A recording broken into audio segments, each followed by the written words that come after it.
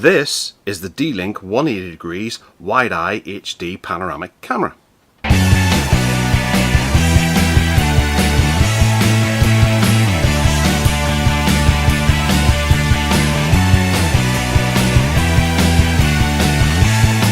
So this is another D-Link camera that they've sent us. This is the 180 degree wide-eye lensed HD 180 degree panoramic camera.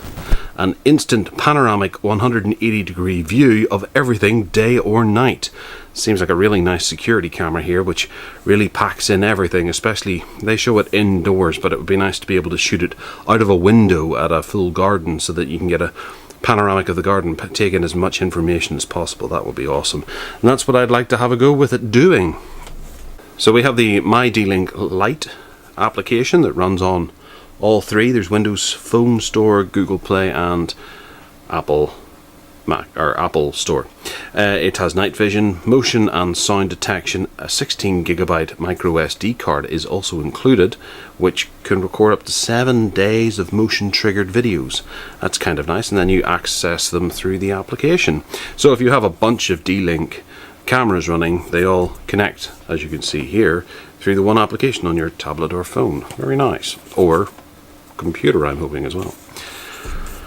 So we have Mydlink Cloud, which links them all together. It's very handy. It means that you only have to log in to your D-Link Cloud as opposed to having to put in IP addresses and that sort of thing, usernames and passwords to be able to access each camera.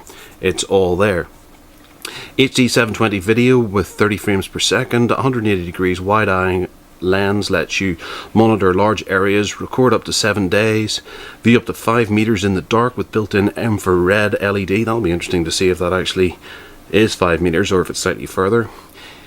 EPTZ for virtual pan, tilt and zoom function, and then supports H.264 MPEG. Do it yourself, no installation fees and no monthly charge. Very nice. So let's have a look inside and see what we get. Obviously, I don't know if you've seen the previous video that I put up to this, which is another D-Link camera. I was quite impressed with this, although there was a bit of lag. I haven't employed it into my home security just yet, and I will get the two of these set up and running side by side, and whenever the review comes, it'll kind of be a 2-for-1 review, showing you how well each of them works. So we have an addendum to safety instructions. Static electricity can be harmful. Okay. Alright, well, initially it's a lot bigger than I'd anticipated, but we'll look at that later. So we have a Mydlink card here, which has a QR code inside that you're not allowed to see, that gives access to the camera. We have a declaration of conformity, statement and warranty information. We have a stand. It's quite a sizable stand as well. You know, if you look at that image there, you think it's probably just going to be quite small. Maybe that's going to be about 1 inch or 2 across, but instead that's what, about 4 inches. Okay. Also inside we have mounting things. We have our power adapter, which is micro USB, so you can replace that with another one. We have a UK 3-pin charger. We've got some mounting screws and wall plugs, and then a European version as well. That's just filler. Right, so we'll pull this off and have a look at the stand, which is all nicely slink wrapped so that the glossiness doesn't get damaged in transit. So the stand has a bunch of different ways to do things. Okay, so that's a mounting plate. You put that on the wall, stick your screws through there, and then attach this to it, and then this attaches to the bottom of the camera and allows you to move it thusly. Well, only those 2 ways.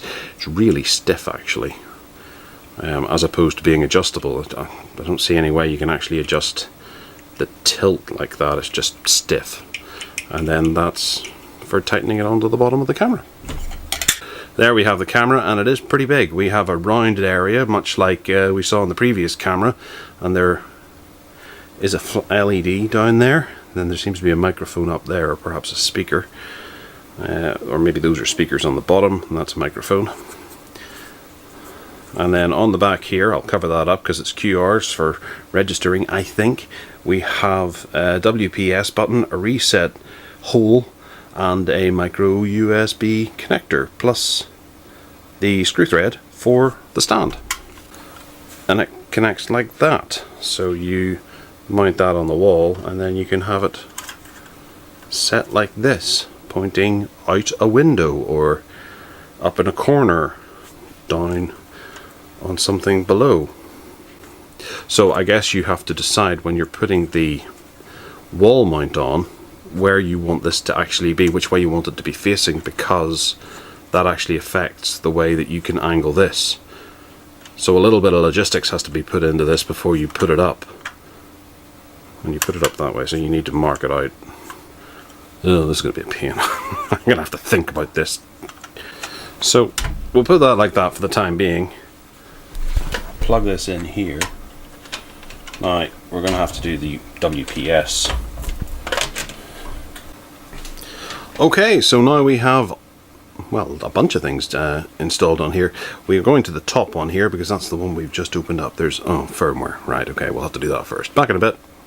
Okay, so we're getting a bit of a feedback here. I have to turn the volume, the sound off on this. We have the camera all set up and working. There appears to be very little in the way of lag. It works quite nicely. There's a lot of light being aimed at the camera, so it's actually showing fairly good signs of color. Go close with this. I'll see if I can maybe record some of this and output it into the video.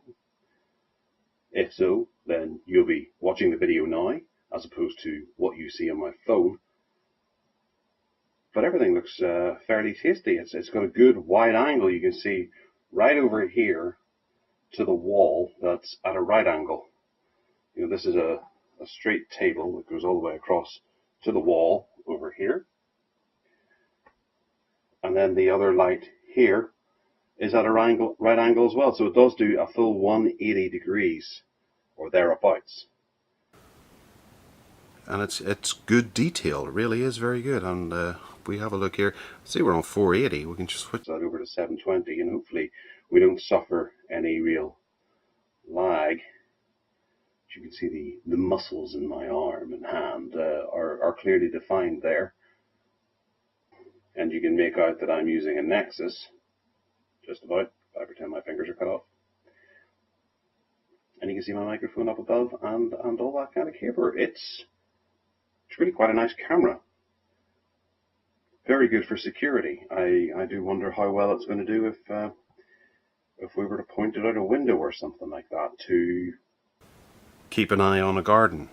Because a lot of people will use this sort of thing to point it out a window. I know from experience that using these sort of night lights never works when you're pointing it through glass because you get a big reflection in the glass, and it doesn't quite work. So it's best to turn these off and just take your chances that the ISO of the camera is able to pick up a lot of light through the darkness.